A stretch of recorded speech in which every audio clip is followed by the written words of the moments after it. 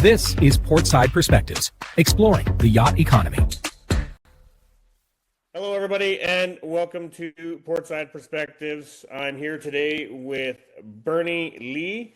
He is the founder of SPEEDiBOATS. Good morning and good afternoon, Bernie. I know you're kind of on another part of the world. For me, it's afternoon there. You're over in on Cyprus in the Mediterranean. Good afternoon, Jason. Thank you very much for inviting me to join. Yeah, no, thanks for being here. I appreciate you taking the time out of your day. Like I said, Bernie is the founder of SPEEDiBOATS. Bernie, can you give us just a quick, real small, in a nutshell, what is SPEEDiBOATS? Yes, by all means, Jason. So SPEEDiBOATS is a new company, obviously.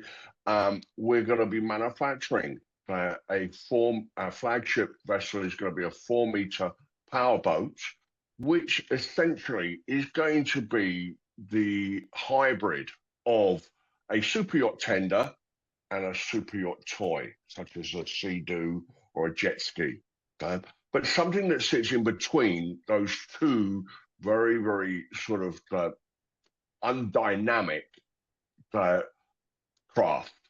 And when I say undynamic, I mean there's nothing changed with tenders, like the ribs in the last 50 years, and the jet ski or Sea-Doo, pretty much like the same design that you sit on, straddle one, turn the throttle, and off you go.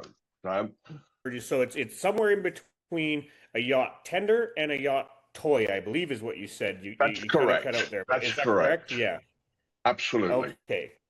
Cool. So before we get too deep into the business and a little bit more in detail about what you're talking about here, why don't you give people a bit of a rundown of your background and where you came from, how you kind of came to start this business in the first place? Certainly. So, as you introduced me, I'm Bernie Leigh. People may recognise my accent. It's from a small little place called London, England. I was born and bred Londoner. And I grew up in a family who all owned their own businesses in the hospitality world, restaurateurs, hoteliers, bar owners. And that, as much as my parents didn't want me to go into the industry, it was a natural progression for me.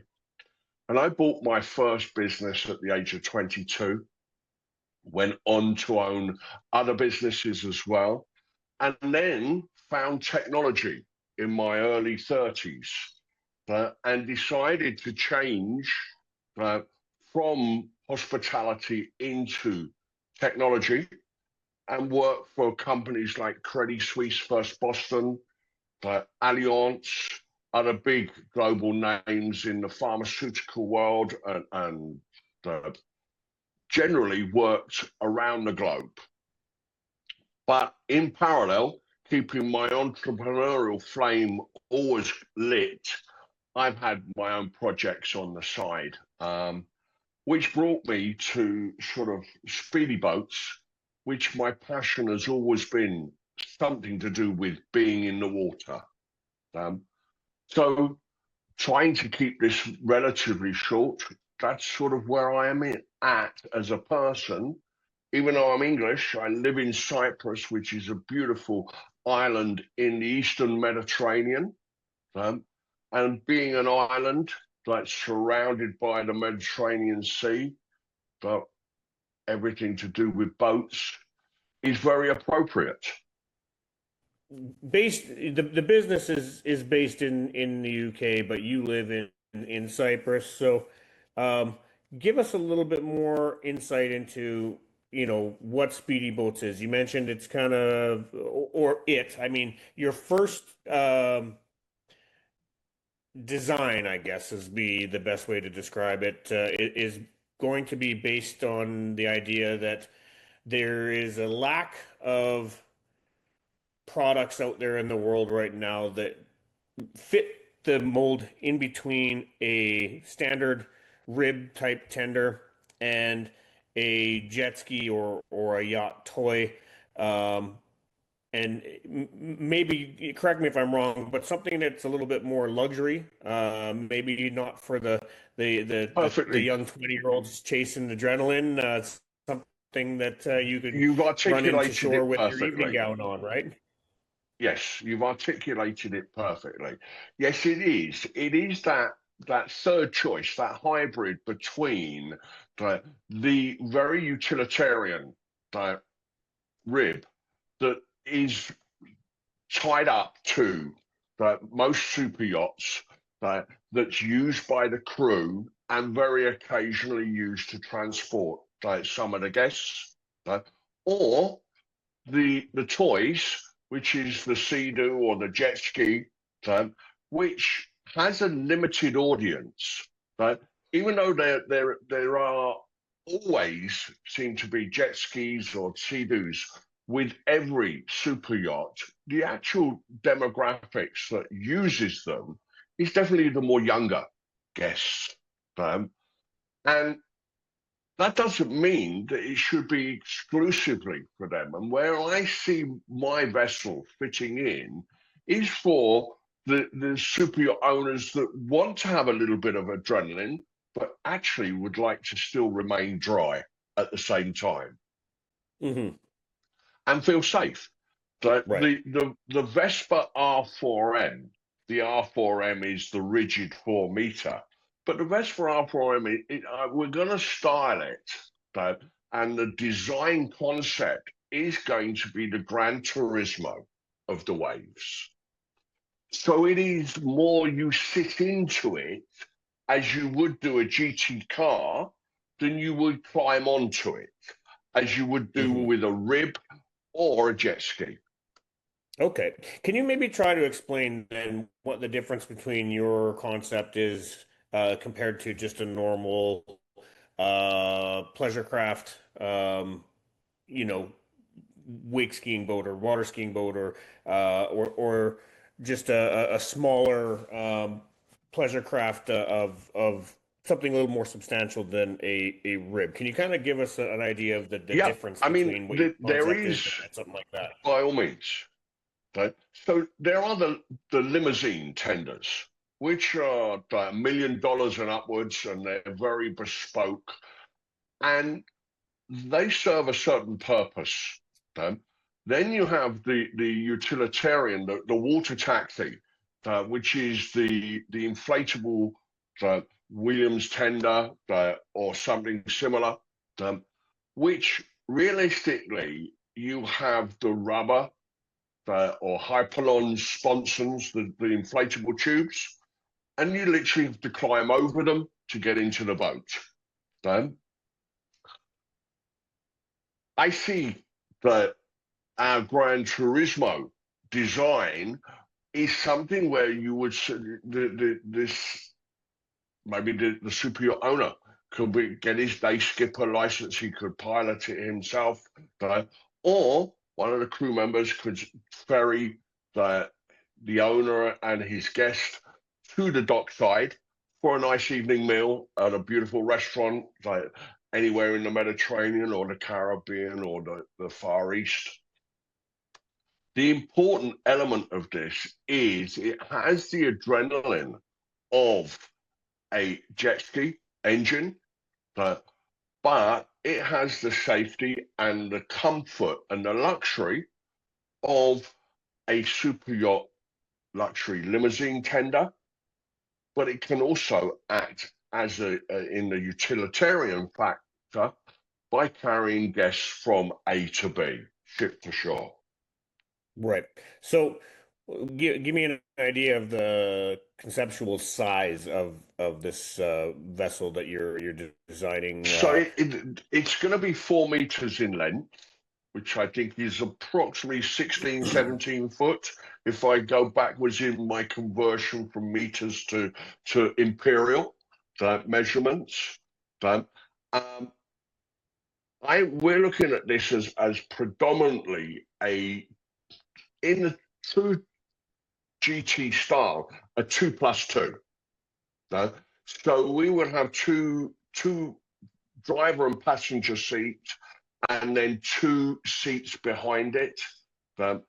So it would be a 4-person vessel. It could be 2 adults, 3 children, something of that, but ideally 4-person vessel. Right. Comfortable Yeah. and safe. Right. I mean, yes, the same size of rib, you can get more people in, but you're going to be sat on the rubber tubes. You're going to be sat on a slip and slide bench seat. You Getting know, your backside great fun. splashed and Great, yeah, but great for the daytime. Not so good when you've got your Ferragamos on and a nice pair of like slacks or something like that, or your wife's got like a nice sort of evening dress, cocktail dress on, and you want to go to a nice restaurant. You're not overly, but you're casually smart. right. That's Right.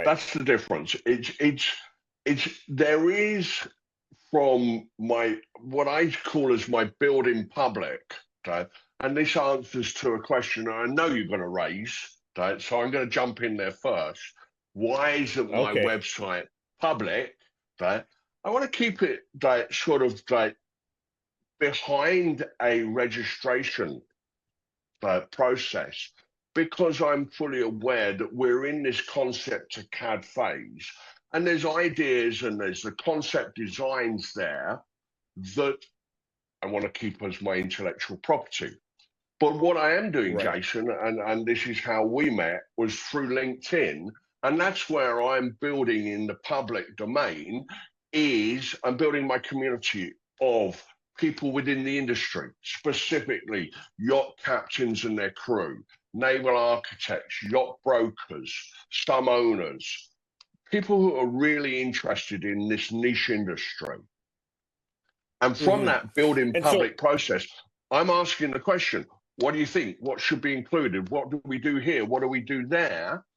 And once I feel that I've gathered as much positive feedback, then I'm going to sit down with my team and we're going to work out what the final build looks like.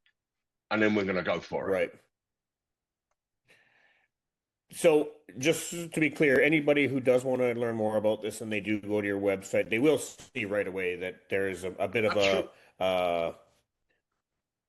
there's a bit of a wall there first, but it's nothing to get through it. All you really have to do is submit your information, and Bernie will allow you in to see more information. Correct? Yes. And it's something that I control directly. Somebody that I feel that is legitimately interested in speedy boats and Vesper R4M. They put in their name, telephone number, email address, and immediately I get it. Was certainly within 24 hours, without doubt.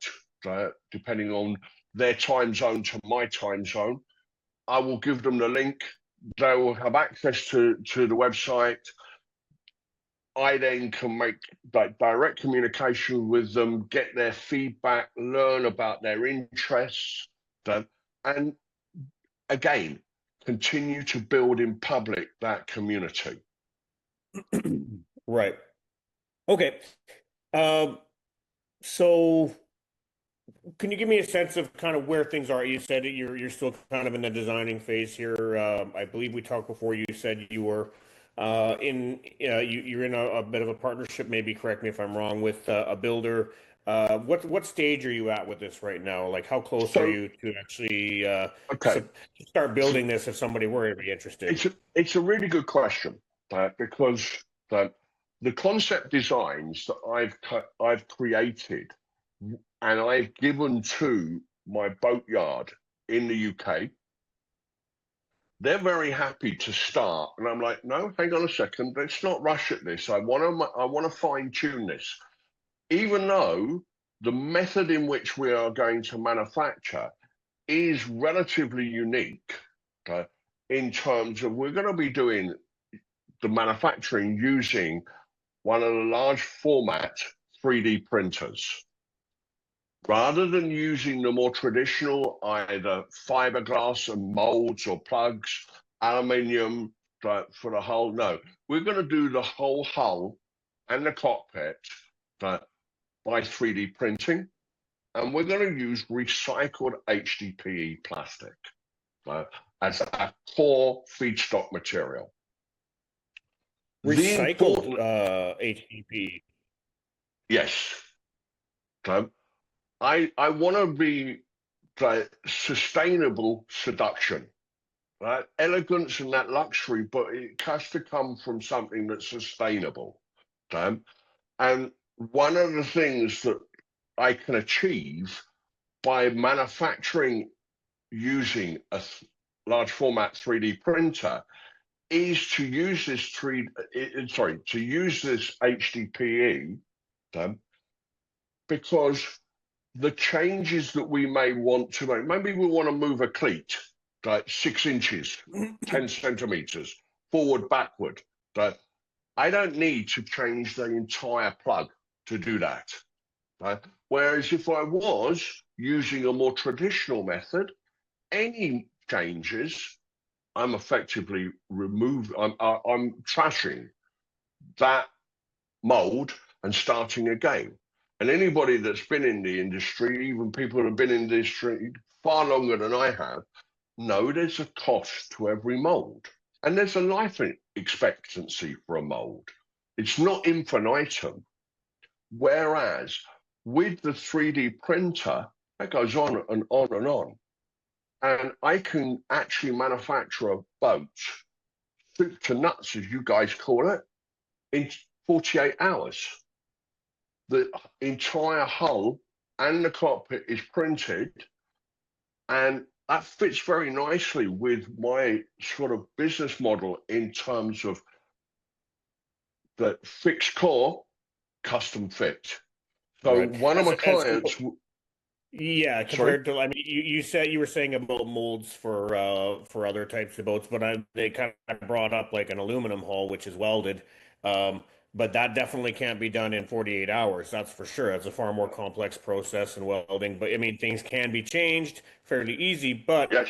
the build time on an aluminum boat is significantly more than what you're talking about. Yes. So is that the big reason? I mean, I know HDP is extremely strong. I mean, it's a very, very tough material. It's very resilient to impacts and it's fairly easy to repair as well. And that's why a lot of companies in recent history and recent future, past whatever, are starting to manufacture HDPE boats, but they're kind of doing it more in like the way you would build an aluminum boat, in that they're welding the seams and creating components that way, and welding things together with plastic welding techniques. You're the first person I've spoke to that is talking about 3D printing an HDPE vessel. I just haven't heard of it. Maybe they're out there. I mean, one of the first projects was actually done in the University of Maine, in the US, as a full-scale model or full-scale vessel that was 3D printed. I think it was somewhere in the region of 35 foot length. And that was done 4 or 5, possibly 5 years ago. Now Okay. there are big boat yards that are one I can speak to who has one of the latest generations of robotic printers, and that's Al Sierra in Abu Dhabi.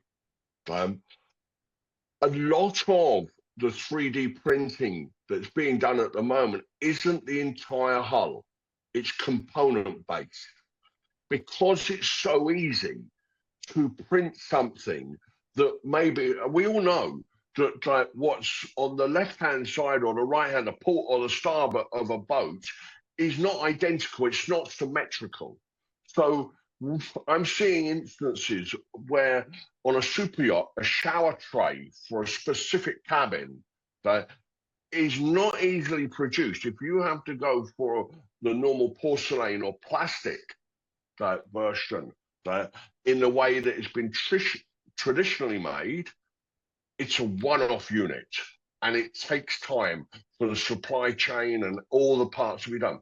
Where if you literally do it in a binary, ones and zeros, in a software program like AutoCAD or something like that, but obviously the 3D printers, proprietary software, same type of concept. Those items can be printed just like that. Right? There in itself is where the uptake of the 3D printing is really forging forward. But for me, in my project, I see the success of my concept idea is being modular, or certainly the majority of the larger parts fitting together. So you imagine the F1 race cars, right? They put into the pit stop, literally the whole thing can be changed in 60 seconds. Right? And the driver's back on the racetrack. Now, I'm not purporting that my boat can be fixed in 60 seconds. No, but maybe a little bit more, but 60 minutes. So if something major was to happen, though, yes, the repair can be done because it's modular. You're very, very astutely correct in that the HDPE plastics durability and strength is equal to, if not better, than some of the other traditional materials that have been used, even the carbon composites as well. Why did I choose recycled? I believe that and you see this quite often, the basic ribs that are out there, they get sun faded in a year, 2 years max. They look awful, and then you're going to have this graveyard of boats. They've got no resale value. They've got nothing that, even if you broke them up into pieces, there's nothing actually. In fact, they cost more money in terms of carbon offset. Where my boats, you can basically take my entire hull, crunch it up into pieces, and feed it back into the printer a second time. So it's circular manufacturing. The entire thing is using something that we can pull out to the ocean waste or garbage waste, all your plastics that are in the garbage stocks now, that would normally go to landfill, I can use it. Right? So in my project, I wanted to check as many boxes that make a difference to me. And one of those differences being sustainable, being seductive, to my market, meaning that the product is appealing, but it's also aspirational. Now, super yacht owners don't really need a great deal of aspiration. They're the top of the industry. But it's the fact that it can appeal to a wider audience when they see one of my boats in the water. They go, yeah, that's made by those guys who do that 3D printing. It's kind of cool, and the whole concept is intriguing. And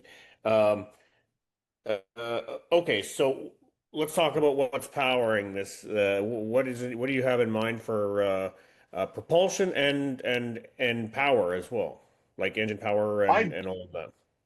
I've had to really think about this because of the new regulations that are already in and around the Mediterranean with regards to noise, pollution, and also the global supply chain. And what I've gone for is the Yanmar engine. Okay. Because it's globally available. The Yanmar engine was a decision backed by my community.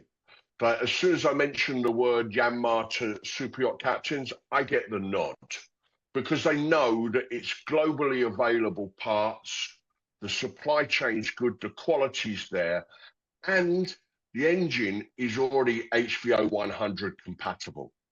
So biodiesels straight away. The second element of the powertrain is going to be the Almarine jet drive. The reason, again, I've gone with the Almarine jet drive, its parts are available around the globe.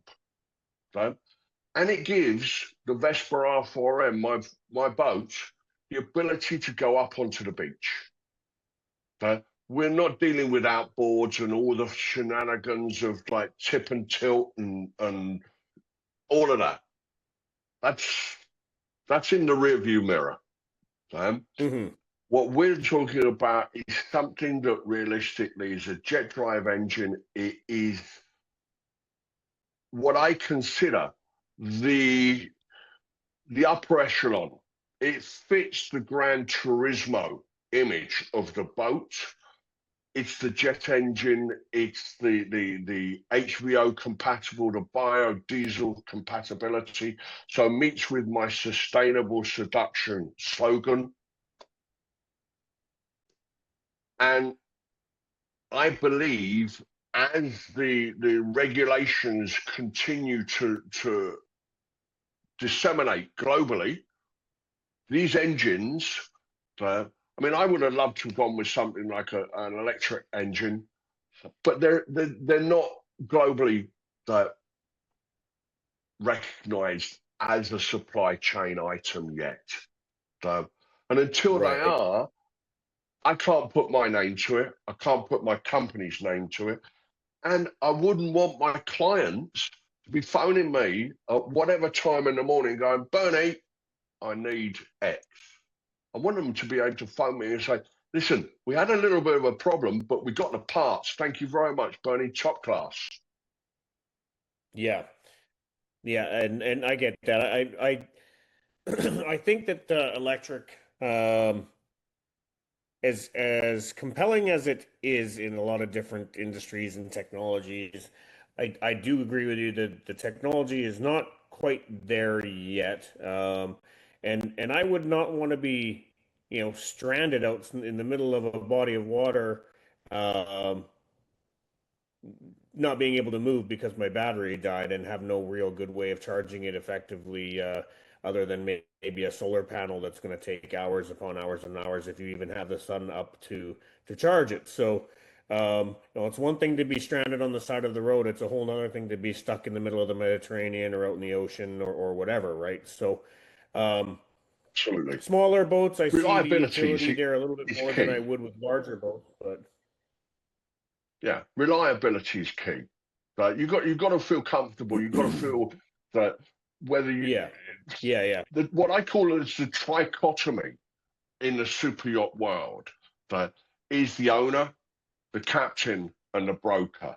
Each one of those parts of the triangle has to feel super comfortable, super reliant on the technology that's in the vessel that they're selling, buying, or using. And this is why I've gone with the powertrain. That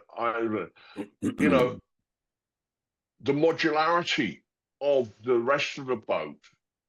I'm quite happy with the center console to be a tablet.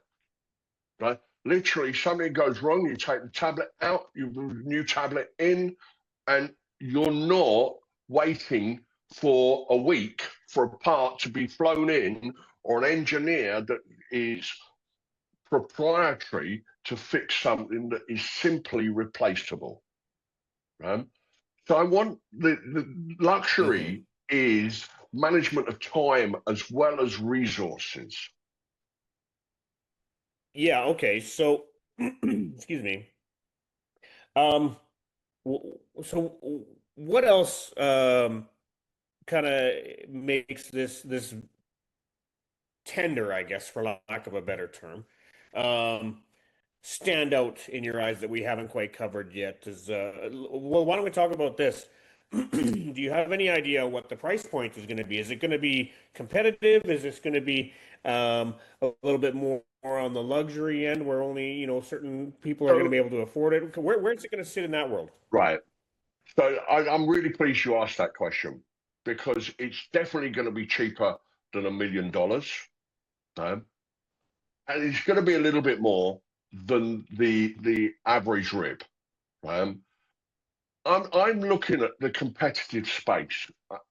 Everybody's heard of Williams jet tenders, and many people have heard of the Reba brand. I'm not going to be either or. I see my boats coming in, not in the middle, more towards the lower end, but it's luxury. In terms of, and this comes back to the fixed core custom fit. Now, yes, I could manufacture the hull and put the cockpit in and make sure that the powertrain is installed and everything. But most superyacht owners like to have their own signature, their own flair, their own style added. It's their recognition.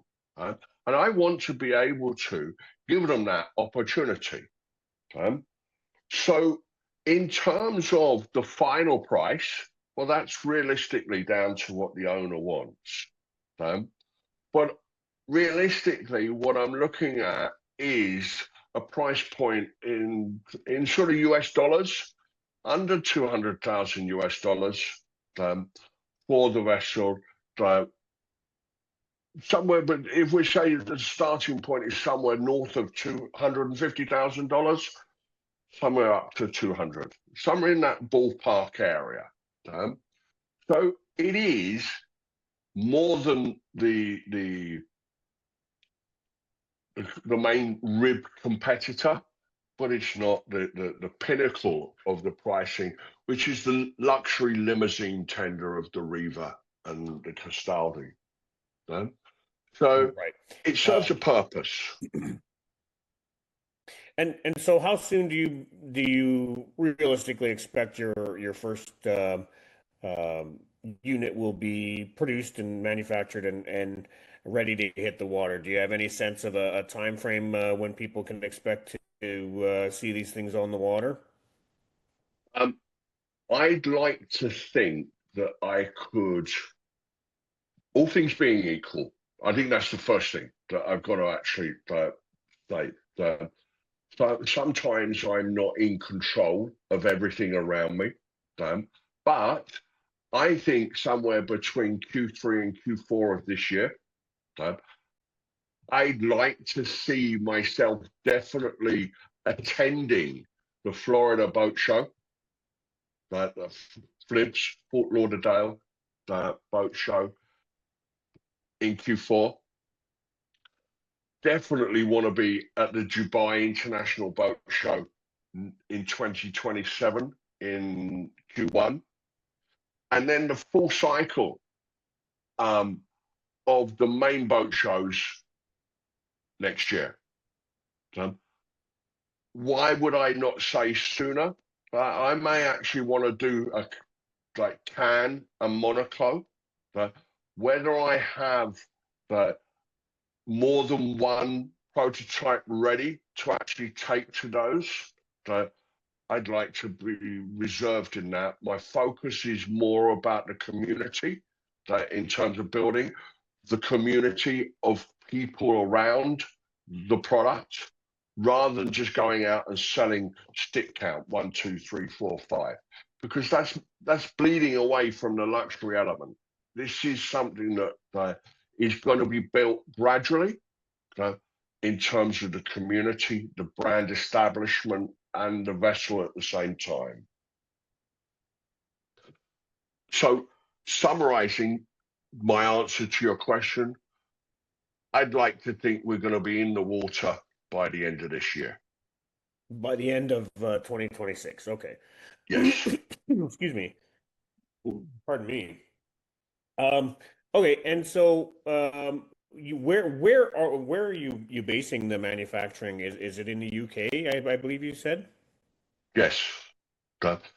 The part of the UK that is the Isle of Wight, which is small island off the south coast of England. Its naval heritage goes back hundreds of years, and the boatyard that I'm partnering with, exclusively partnering with for Speedy Boats, that have been like my sounding board throughout this sort of process over the last year, slightly longer than a year, in terms of that. I don't phone them every 5 minutes. Like, what do you think about this, guys? What about that? No, I'm a little bit more organized mentally. Well, most days I am a little bit more organized mentally in the business approach. But the one really important factor is their heritage. They're not a new yard. The owner of the yard has been in the boat building business for 30 plus years. He's designed catamarans, monohulls, you name it. He is what I call, he's got salt water in his DNA. So for me, having somebody that literally has that pedigree is really important, because they're going to help me protect my intellectual property. And they believe in my vision, which is also, and that's not egotistical, it's really important for the quality. If I was mass producing an item, then, that's not quite as important to have the passion of the producer. It's the quantity, the volume. But the guys that I'm working with, the partnership, they believe in the naval projects. They believe in the quality of what I'm trying to achieve. And they also believe that I could find market fit in between those two cornerstones of the utilitarian tender and the sea-doo or jet ski, the personal watercraft. Right. Cool. I'm just trying to make sure we're covering everything to give everybody all the information, as this is something that's kind of coming up and it's being designed still. Well, I mean, there's probably just small tweaks that are happening now more than anything. I think you've got the main hull is designed and all of that. But is there anything else that is kind of a standout to this vessel that you want to highlight right now, or we kind of pretty much covered everything? Actually, I think it makes sense for me to say that anybody that is currently following me on LinkedIn, or is going to go and find me on LinkedIn after watching this podcast, they'll hear me talk about my board members. I should explain. I do my best thinking when I'm out with my dogs walking in the morning, and my friends have always said, so you're having a board meeting. So I have used that as part of my building public process. Just something eye-catching, because my three dogs are chow chows, so they look like baby lions. They're the ones with the purple or the black tongue. And where I live in Cyprus is a beautiful little village in the middle of the wine-growing country. When I moved into the village, my dogs became rather superstars straight away, because the villagers had never seen anything like it.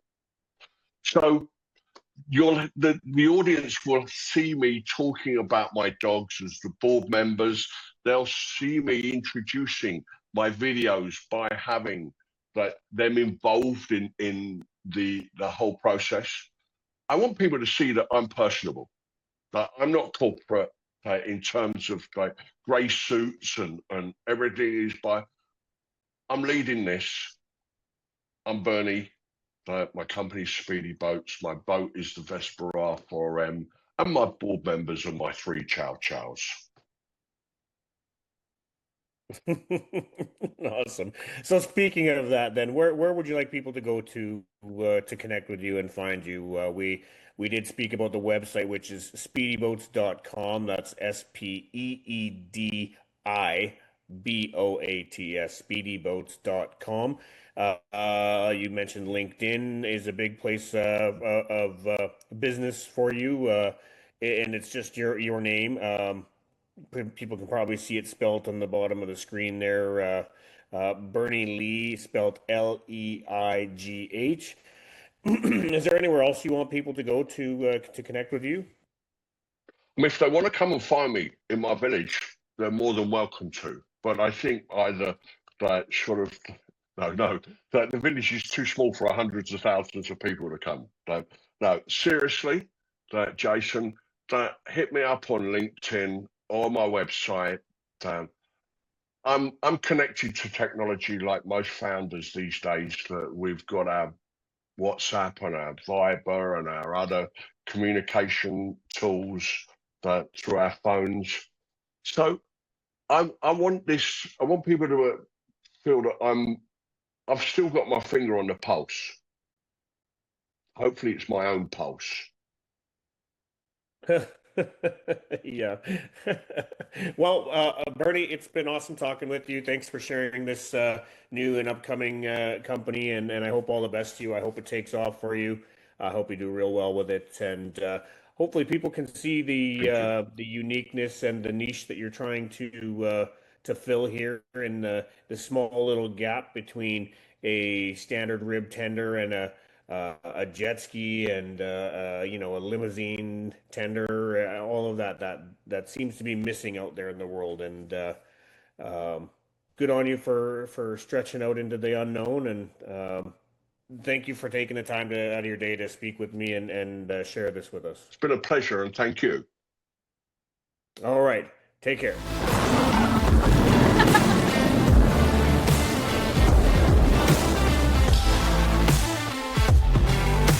Thanks for sailing with us. This has been Portside Perspectives.